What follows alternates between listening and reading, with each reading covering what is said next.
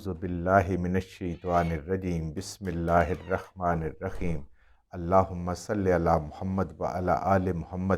اللہ جل شانہ کا بے حساب کرم احسان اس ذات کا کہ جس نے ایک دفعہ پھر قرآن مجید سمجھنے کے لیے یہاں پہ ہمیں اکٹھا کر دیا۔ آج ہم انشاءاللہ چوتھا پارہ سورہ آل عمران کی آیت نمبر 183 سے اپنا سبق شروع کریں گے۔ سورہ آل عمران آیت نمبر 183۔ اعوذ باللہ من الشیطان الرجیم بسم اللہ الرحمن الرحیم الذین قالوا ان اللہ عہد علینا الا نؤمن لرسول حتی یأتینا بقربان تأکلہ النار قل قد جاءکم رسل من قبلی بالبینات وبالذی قلتم فلم قتلتموہم ان کنتم صادقین۔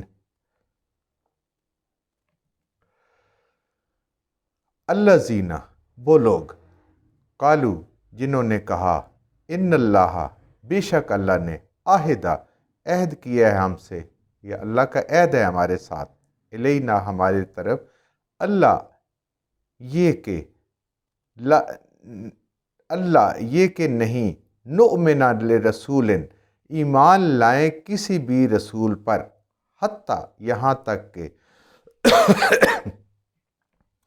یأتینا لے آئیں وہ رسول تمہارے پاس، بقربان ایک قربانی کریں، تأکلہ النار کھا جائے اس کو آگ۔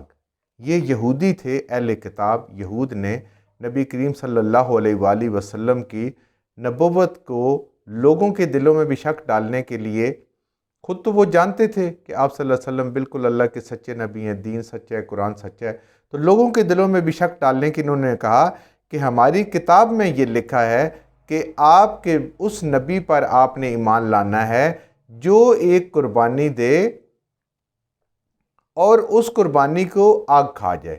جیسے حابیل اور قابیل کے معاملے میں تھا، دونوں بھائیوں میں سے کون صحیح ہے، اس کو دونوں نے اپنی قربانی پیش کی اور جس کی قربانی قبول ہوئی اللہ نے اس کو ایک آسمان سے آگ آئی جس نے اس کو جلا دیا اور وہ جلا کے آگ واپس چلی گئی۔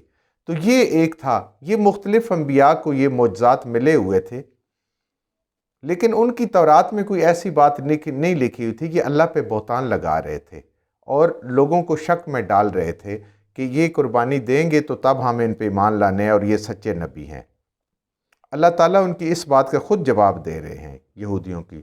قل اے نبی کریم صلی اللہ علیہ وسلم فرما دیجئے، قد جاءکم رسل تمہارے پاس، بے شک تمہارے پاس یقیناً آئے، رسول من قبلی اس سے پہلے، نبی کریم صلی اللہ علیہ وآلہ وسلم کی نبوت سے پہلے بنی اسرائیل میں سے ہی تمہارے اندر نبی آئے، بالبینات واضح نشانیاں لے کر، واضح دلیلیں لے کر، علم کے ساتھ آئے، وبالذی اور ساتھ اس چیز کے، قلتم جو تم یہ کہہ رہے ہو ان نشانیوں کے ساتھ بھی آئے۔ حضرت یحییٰ علیہ السلام جن کو انہوں نے قتل کیا تھا، ان کے پاس بھی اللہ نے یہ معجزہ دیا ہوا تھا کہ وہ جب اللہ کے راستے میں کوئی چیز قربان کرتے، اللہ کے راستے میں کوئی نظر و نیاز کرتے تو آسمان سے آگ اترتی کھا جاتی۔ اللہ نے ان کو معجزہ دیا تھا جو انہی بنی اسرائیل میں سے تھے، اور بنی اسرائیل نے ہی ان کو قتل کیا ہوا تھا، ان یہودیوں نے ہی۔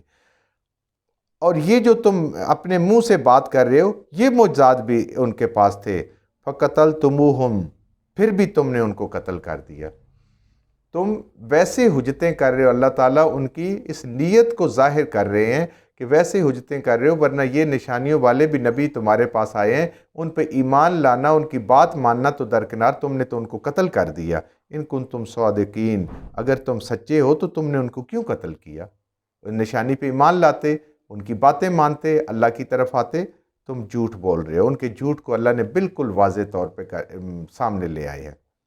فَإِن كَذَّبُوكَ تو پس اگر اے محمد صلی اللہ علیہ وآلہ وسلم یہ آپ کو جھٹلائیں، فَقَدْ كُذِبَ رُسُلٌ مِّن قَبْلِكَ تو یہ کوئی نئی بات نہیں ہے، آپ سے پہلے بھی جتنے رسول آئے ہیں ان کو بھی لوگوں نے جھٹلایا تھا۔ یہ لوگوں کی روش ہے کہ وہ اپنے آپ کو بدلنا نہیں چاہتے، وہ اللہ کی بات کو اور اللہ کے رسول کو بدلنا چاہتے۔ آپ سے پہلے بھی انہوں نے ان کو جھٹلایا، ان کی بات کو جھوٹا کہا ہے۔ وَجَاءُوا بِالْبَيِّنَاتِ اور آئے تھے ان کے ساتھ وہ بینات کے ساتھ، واضح نشانیاں لے کر، معجزات کے ساتھ جو دیکھنے والے ہیں۔ یہی لوگ ہیں یہودی۔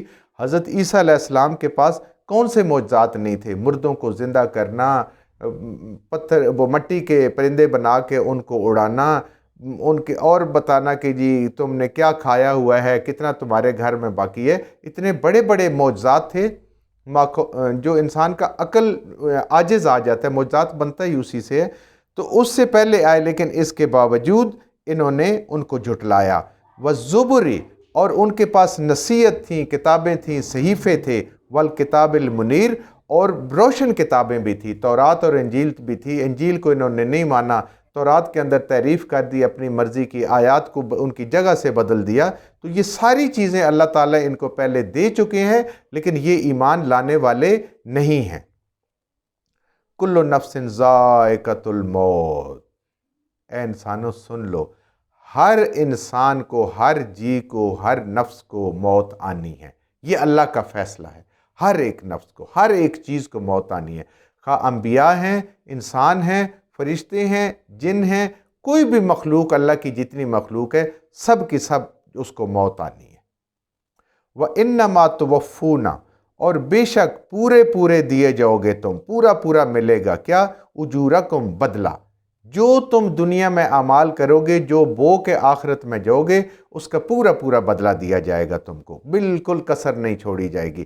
ظالم کو بھی اس کی پوری سزا، اور نیک کام کرنے والے کو بھی اس کی پوری جزا، سب کچھ ملے گا یوم القیامہ۔ لیکن انتظار کرنا پڑے گا قیامت تک۔ دنیا میں بڑے سے بڑا ظلم بھی ہو جاتا ہے، زیادتی ہو جاتی ہے، لیکن اس کا کوئی بدلہ نہیں دیا جا سکتا، کیونکہ دنیا میں ممکن نہیں ہے۔ ایک بندہ 10 بندوں کو قتل کر دیتا ہے تو انسان کیا کر سکتا ہے؟ اگر انصاف بھی ہو، ایک دفعہ اس کو پھانسی چڑھا دیں گے، ختم۔ اس کے ساتھ جتنی فیملیز متاثر ہو رہی ہیں، جتنے باقی لوگ ہیں، ان کا کوئی ازالہ نہیں کیا جا سکتا۔ اس لیے اللہ نے آخرت بنائی ہے۔ جو اللہ کے راستے میں نمازیں پڑھتے ہیں، جہاد کرتے ہیں، مال خرچ کرتے ہیں، اور ایک بندہ بخیل بنا ہوا ہے، سب کچھ اپنے اوپر خرچ کرتا ہے، اپنے لیے روک روک کے رکھا ہے، دنیا میں تو اس کا کوئی بدلہ نہیں دیا جا سکتا۔ آخرت میں اس ہر چیز کا بدلہ ہوگا۔ تو وفونا، پورا پورا دیا جائے گا تمہیں، اجورکم، بدلہ، یوم القیامہ، قیامت والے دن، جو تمہارے اعمال ہوں گے، جس طرح اعمال ہوں گے۔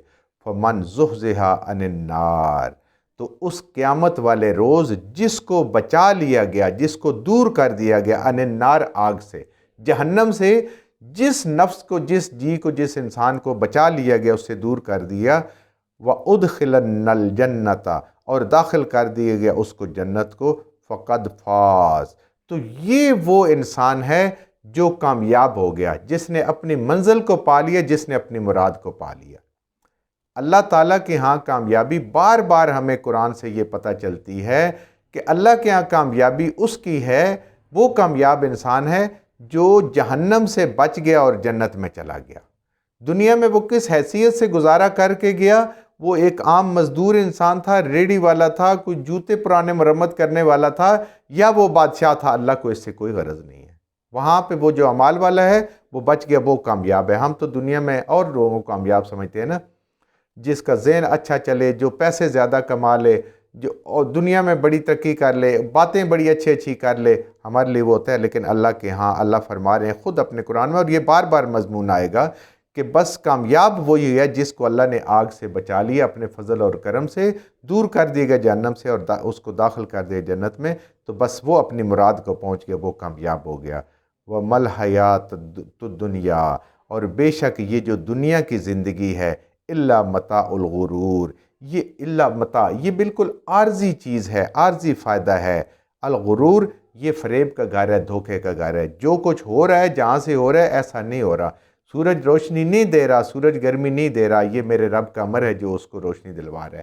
چاند روشنی نہیں دے رہا، زمین کے اندر کوئی خاصیت نہیں ہے، کھودیں کچھ بھی نہیں اندر کے، جیسے فصلیں اگر رہی ہیں، پودے اگ رہے ہیں، اتنے پھل منو ٹنو ایک ایک درخت سے اتر رہے ہیں، یہ سب میرے رب کا امر ہے۔